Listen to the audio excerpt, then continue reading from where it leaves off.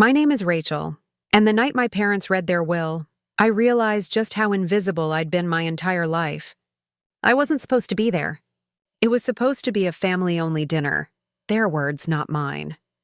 But when my younger brother Jason posted a photo from the event on Facebook, smiling beside my parents, champagne glasses in hand, I felt my stomach drop. The caption read, "So proud to carry on the family legacy." I stared at it for a long time. My parents had sold our family company, a small logistics business my grandfather started after the war.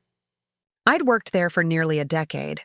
Unpaid overtime, skipped weekends, endless dedication, because I thought someday I'd help run it. Turns out someday belonged to Jason. I was 32, living in a modest apartment in Pittsburgh, working a stable but boring admin job at a medical tech firm. Jason, 28, was the golden boy, confident, charming, and reckless in equal measure. My parents adored him. I was just the backup, reliable, but forgettable. That night, I sat in my apartment scrolling through photos of my parents' dinner, the one I hadn't been invited to, and saw my mom's comment under Jason's post. "We're so proud of you, son. You've earned everything." Earned. That word stung. 2 years earlier, when my dad's health started to decline, I was the one who drove him to every appointment, managed his meds, handled the bills. Jason, meanwhile, was too busy networking, but I never complained. I thought love was proven through loyalty, not words. Turns out I was wrong. A week later, I got a letter from my parents' attorney, a copy of the revised will. Jason would inherit the house, the remaining business shares, and family heirlooms of sentimental value. I got nothing. Not a car, not a check, not even acknowledgement. I called my mom, my hands shaking. "Mom, what is this?" Her voice was calm, detached. "We felt Jason would make better use of the assets, dear. You have your own life." "My own life?" I repeated. "I built that company with you." "That's an exaggeration," she said sharply. "Your father made the decisions. Jason understands the business side better." "Mom, Jason doesn't even show up half the time." "Rachel," she interrupted, her tone turning cold. "This conversation is over." The line went dead. That night I cried harder than I had in years. Not because of the money, but because it confirmed what I'd feared all my life. I was never enough. A month later, my dad passed away from heart failure. At the funeral, I stood in the second row while Jason gave a eulogy that made him sound like a saint. My mother clutched his arm, tears streaming down her face.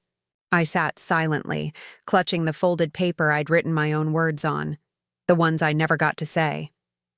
Afterward, people came up to Jason, praising him for his strength. I got polite nods. "You must be so proud of your brother," one distant cousin said. Proud. The word again. That night, while everyone gathered at my mother's house, I stayed late to help clean up. In the study, I found a manila folder labeled Final Business Sale. Inside, I saw a check stub, over $2.4 million from the sale of the company. Jason's name was on it, my father's signature beside it. There was no mention of me. I sat on the floor of that study for a long time, the air heavy with the smell of old books and betrayal. That was the night I decided something needed to change. Not revenge. Just freedom. I quit my job the next week. I had $8,000 in savings. No plan, no backup. But I couldn't spend another day living small while everyone else wrote my story for me. I took a marketing certification course online. Nights and weekends were a blur of lectures, freelancing, and self-doubt. But for the first time in years, I was doing something for me.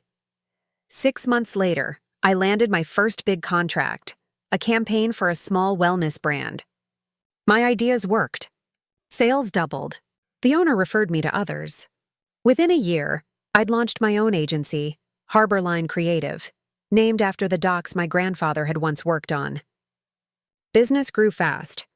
Word spread. I built a small team, invested in better equipment, moved into a bright office downtown. I didn't tell my family, not out of spite, but because it felt like mine. For the first time in my life, success didn't need their approval. 2 years later, I got a call from my mother. She never called. "Rachel, it's Jason," she said, her voice trembling. "He's in trouble." Apparently, Jason had lost everything. Bad investments, failed business deals, gambling. The money from the sale was gone. Completely. They needed help. "We could lose the house," she whispered. I sat there quiet.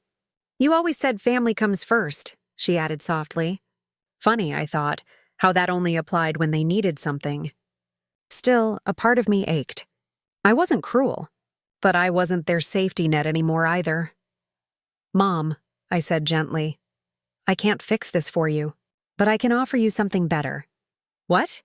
"A job," she hesitated. "What kind of job?" "At my agency. We need someone part-time for admin work. You'd be good at it." Silence. Then, "You're joking." "I'm not." A week later, she showed up. For the first time in my life, my mother looked uncertain. She glanced around the office, at the staff bustling, at the logo on the wall, Harborline Creative, founded by Rachel Moore. "You did all this?" she asked quietly. "Yeah," I said. "Without a family fortune." She swallowed hard. I didn't realize. Jason came by later that day.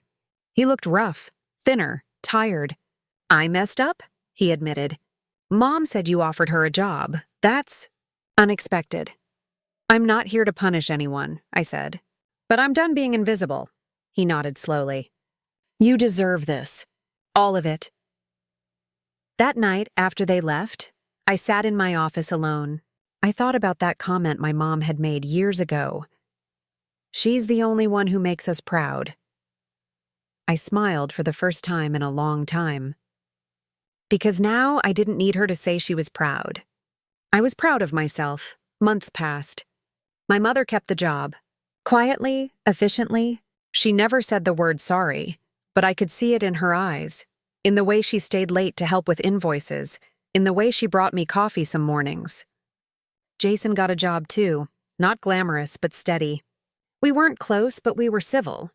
A year later, my company hit a milestone, our first $1 million in revenue. I threw a small party at the office. My mom attended, wearing a simple smile. When I gave my speech, I didn't talk about revenge or forgiveness or pain. I talked about growth. "Sometimes," I said, "the people who overlook you are just showing you how to see yourself. And once you do, you never go unseen again." Everyone clapped. My mom cried quietly in the back. I bought a house that summer. Not a mansion, a warm, sunlit home with a small garden and space for a dog. On moving day, my mom showed up with flowers. "They're for your new beginning," she said. "Thanks," I said. "I didn't expect you to come." "I didn't expect you to invite me."